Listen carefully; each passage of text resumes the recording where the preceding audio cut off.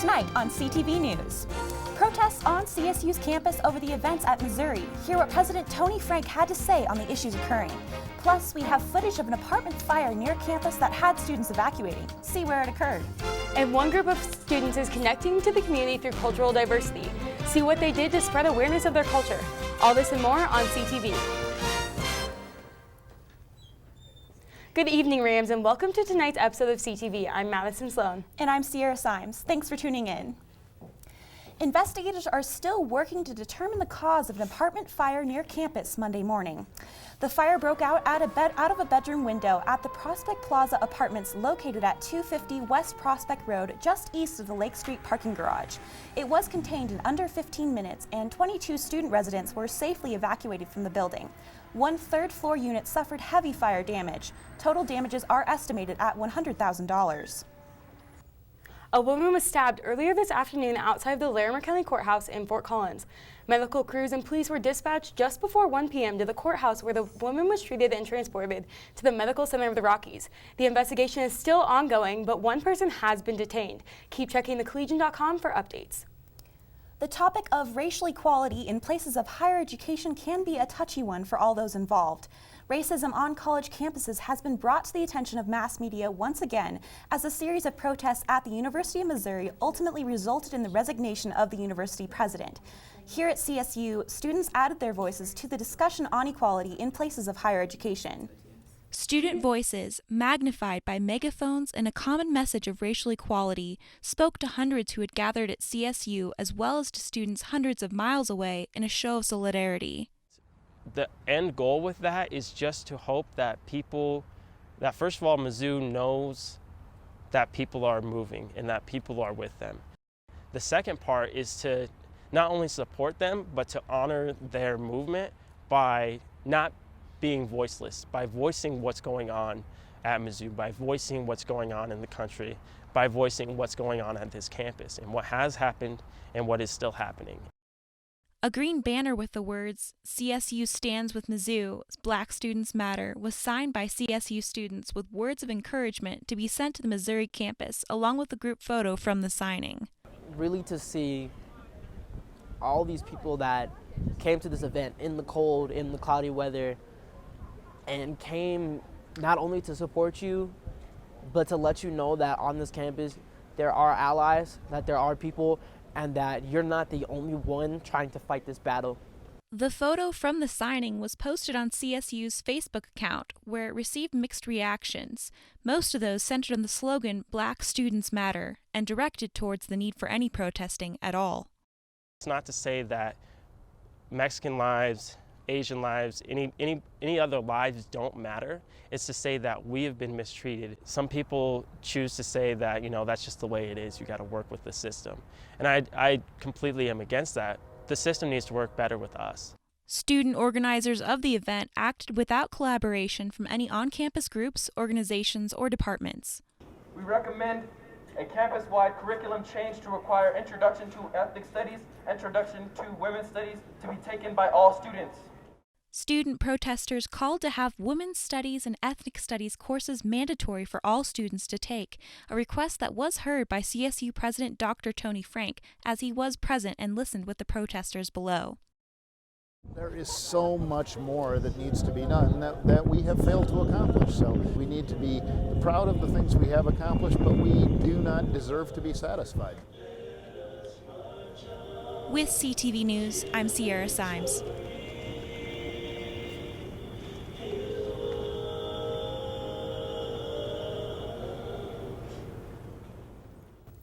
More photos are on Colorado State's Facebook page, and you can join the discussion on Twitter using the hashtag #InSolidarity Governor John Hickenlooper says Colorado will continue to allow Syrian refugees in the wake of the Paris attacks this past weekend. In a statement, Hickenlooper said, quote, "We will work with the federal government and Homeland Security to ensure the national verification process for refugees is as stringent as possible," end quote. There are now 23 states whose governors are not allowing Syrian refugees. Colorado receives about 2,000 Syrian refugees every year, and it's unsure how many may more come due to the states closing their borders. Electricity rates are expected to continue to raise for Fort Collins residents in 2016. Rates are expected to increase more than $3 a month for electric and wastewater service, and service charges for small commercial accounts are rising more than $13 a month. It's all stemming from a $3.9 million increase in wholesale electricity charged from the Platte River Power Authority. City water and stormwater utilities are not expected to increase in 2016. This past weekend, the Indian Student Association held an event to help expand knowledge of their culture throughout Fort Collins. Indian Night, the annual event, was created to provide community connections through cultural diversity. For over a decade, the Indian Student Association at Colorado State University has been hosting an event called Indian Night. This past Saturday, the event was held at the Lincoln Center to help share the Indian culture with the community of Fort Collins. ISA President Venkatesh Kandir explains why Indian culture is so unique. Indian culture is like it won't belongs only for Indians. It belongs for all the other nations too. We all mix up together and we used to do all these things. The event offered a way to explore the culture through dance performances, food, fashion shows, and music. ASCSU funded the event to make sure anyone who wanted to go could go. CSU student Hessa Miller thinks this is important so people can see the culture more in depth. It really brings like another side of culture to CSU because CSU is predominantly white. So it's good to like find these cultures and like show them off so people can get a better understanding of them. Indian Night had a record turnout this year and welcomed performers that had strong cultural backgrounds as well as some with a modern twist.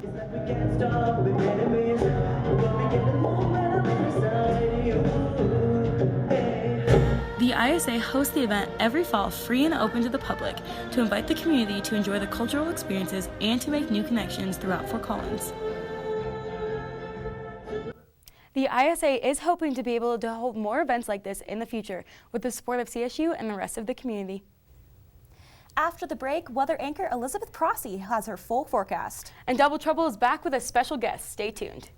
Tune in to KCSU, your student-run radio station at Colorado State University. Live 24 hours a day, every day at 90.5 FM and kcsufm.com.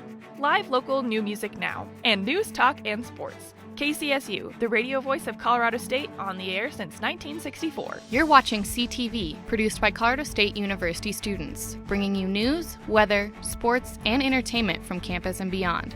CTV live Monday through Thursday at 7 p.m. on campus and Fort Collins on Channel 11. Repeats at midnight, 8 a.m., noon, and 2 p.m.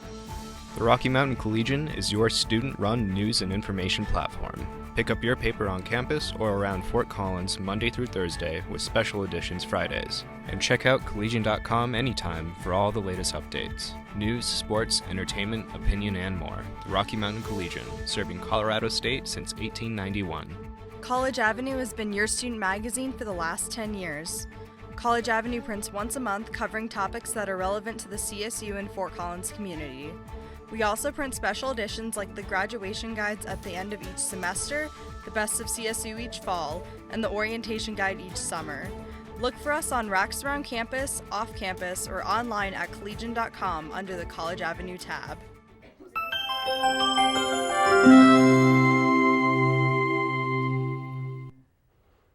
Welcome back, Rams. I'm weather anchor Elizabeth Prosy with your Tuesday evening forecast. Taking a look outside, you can see it sure is windy right now. We've got our flag at half-staff just to honor all those involved in the Paris terrorist attacks, and we do want to send our thoughts and prayers out to Paris right now.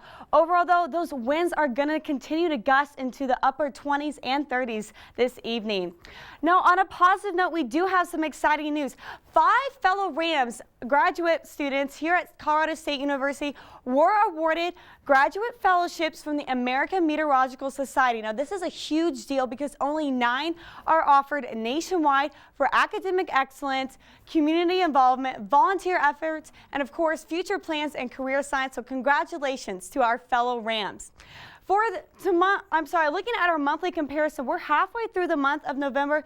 As you can see, we're already over an inch of precipitation. That does include the 0.12 inches we did see last night with that storm system.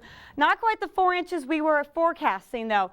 Though you can see our low was 30 degrees in October, we're well below that, 23 degrees though in November. So while we had a warm start to this month, we're obviously going to be cooling down through the month of November. For tonight, though, if you're headed out to the women's basketball game this evening, do be aware those winds are going to continue to gust. So while we have temperatures in those mid-30s with the wind chill, they're going to feel definitely below freezing in those upper 20s. So make sure you throw on a jacket. And heading out, looking out across the state, though, for tonight, everyone is going to be below freezing. Alamosa, you're at 10 degrees, so almost in those single digits already. Gunnison, you're looking at 14 degrees. Vail, 20 degrees. Along the I-25 corridor, we're looking at those upper 20s. Denver, you're sitting at 30 degrees for your overnight lows. Out on the Eastern Plains, Burlington, we're looking at 28 degrees for your Tuesday evening. Taking a look at, though, for your Wednesday, heading out the door tomorrow, those winds will continue, so you will want to grab your windbreaker jacket tomorrow.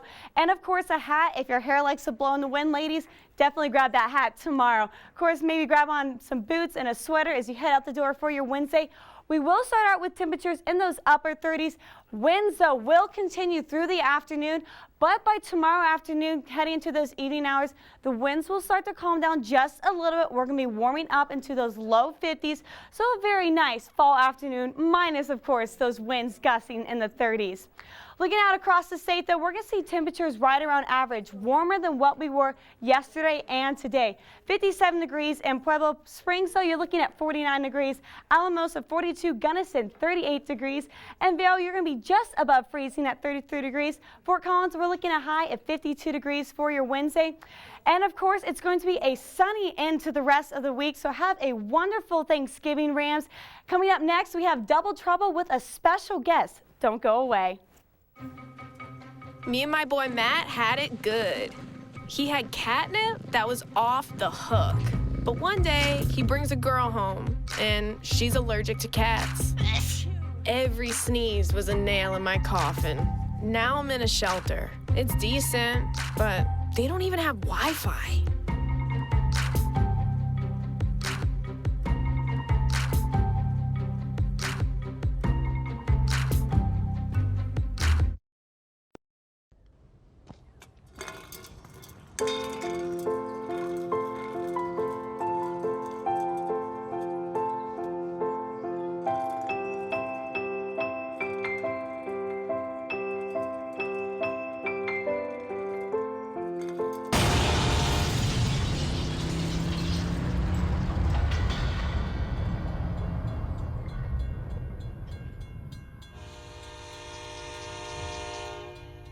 Good evening and thanks for tuning in to Double Trouble. As usual, I'm Grace Reeder. And I'm Rachel Vigil.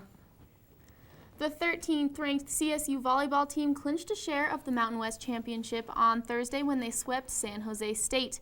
They're well on their way to their 7th consecutive Mountain West Championship, and they've also secured their 21st straight NCAA tournament spot. Rachel, this is clearly a very talented Rams team. Where do you think they're going to go this year? I think they're going to make it back to Sweet 16 like they did last year. They have Adriana Colbert and a whole senior team behind them, so I think it's going to be a really good time, but I don't think they're going to make it past there. Adriana Colbert has been so talented this year, and she certainly led this team and done great things. But after that loss to Texas and Texas A&M, I'm not sure they're going to make it past the Sweet 16, unfortunately. However, I hope they do. Yeah. And do you think that a Ram will be the Mountain West Player of the Year this year? Adriana Colbert has that under lock. I'm pretty sure we all know that at this point. Yeah, I don't think anybody else is going to take it from her. So. And CSU's football team has a lot on the line this weekend. The Rams need one more win to become bowl eligible for the season. Recent prediction from analysis have the Rams making multiple bowls, including the famous Idaho Potato Bowl, the Lockheed Martin Armed Forces Bowl in Fort Worth, Texas, the Gildan New Mexico Bowl in Albuquerque, and the Nova Home Loans Arizona Bowl in Tucson.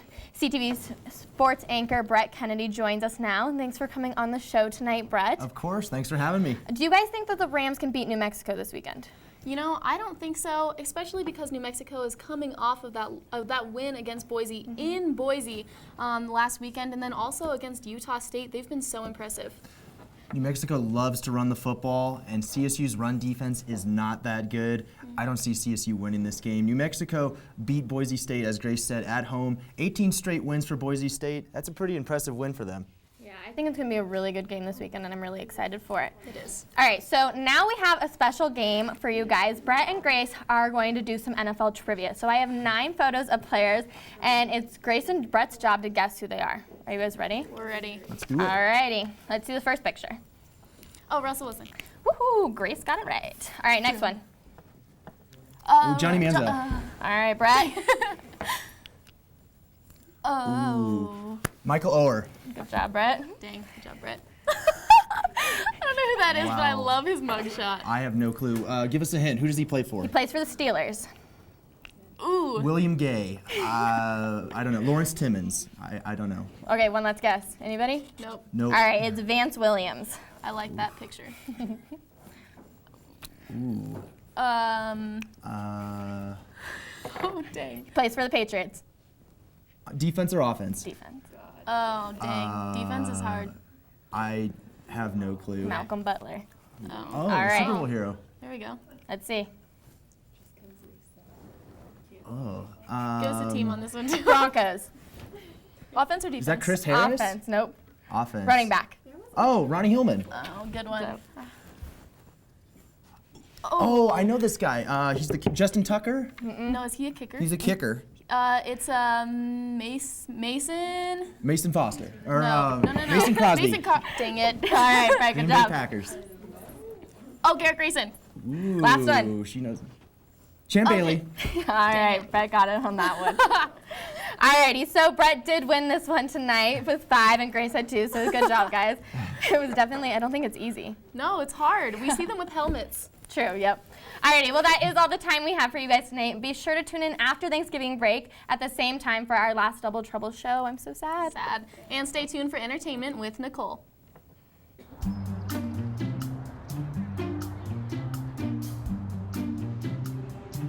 Don't worry, the 74 people were picked before me in the NFL draft. To fight childhood obesity, United Way and the NFL are helping kids play at least 60 minutes a day. Okay, time for the team obstacle course. Yay! What this place needs is more healthy kids. To get involved or donate, go to unitedway.org/play60. Now I get it. Sure, I look cute now, but when my owner lost his job, it was rough. I was living on the street, and one night, me and this Cocker Spaniel got into it so bad, I wound up looking like an ice cream cone.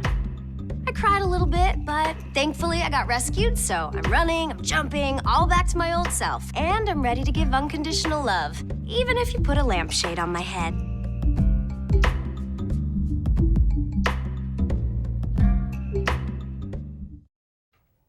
Good evening, everyone, and welcome back. I'm Nicole Conklin with your entertainment news. As you know, it's that time of year again, and I am not talking about Christmas quite yet. One holiday at a time, people. We are less than 1 week away from Thanksgiving break here at CSU. With turkey season upon us, we're all preparing to be stuffed with food, just to be clear. This week, we have a special Thanksgiving cupcake decorating competition between news anchor Sierra Symes and weather anchor Elizabeth Prossi. Thank you so much for joining me. I'm so excited. Here are your cupcakes. Thank you. So for those of you at home, their goal is to make a turkey out of these cupcakes. And I gave them an array of different ingredients. I gave them frosting and some sprinkles and candy corn. And so their goal, like I said, is to make a turkey. And at the end of the segment, we're going to see how they turn out. So ladies, it's time for you guys to get to work. Sounds like a plan. Okay. Let's keep going. Now, if you are sticking around Fort Collins for the holidays, there's plenty to do. The annual Thanksgiving Day run will be taking place to raise money for the Food Bank of Larimer County. It's a family-friendly 4-mile race around Fort Collins beginning at 9 a.m. on Thursday. You can still register for the race online at ftcdayrun.com. In the season of giving, it's a great way to give back to the community. Thanksgiving is about friends, family, and of course, good food. And speaking of food, I decided to take a Thanksgiving poll. I asked random students, CTV crew members, and professors if they preferred turkey or ham for Thanksgiving dinner. I admit I am not surprised that 63% of people I asked enjoyed turkey for Thanksgiving dinner.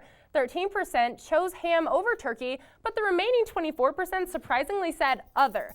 Now, I got some different answers, such as salmon, tofu, goose, duck, and pizza. But you know what? Whatever you decide to eat when you celebrate, I sure hope you eat a lot. Now, a good dinner isn't complete without a good beverage.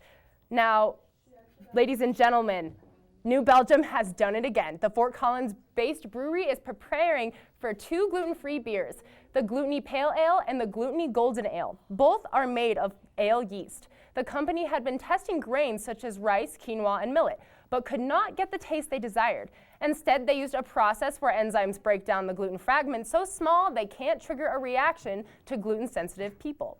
Now, if you've never tried a gluten-free beer, I definitely would put it on the list. Now, it's that time, you guys. Finally, let's check out those cupcakes that our anchors decorated. Thanks for joining. Oh, stop, you're so cute. All right, so Liz, we got a turkey, he's grinning, and oh my gosh, that's so cute. That's delicious. Of course, he's That's what you happy to got. eat. Oh, and we have a Reese's. Oh, wow, you guys are so creative. I really wish I could do this. I love it. Yeah, it didn't take that much time. It was really fun, actually. Good. Are you guys gonna eat them?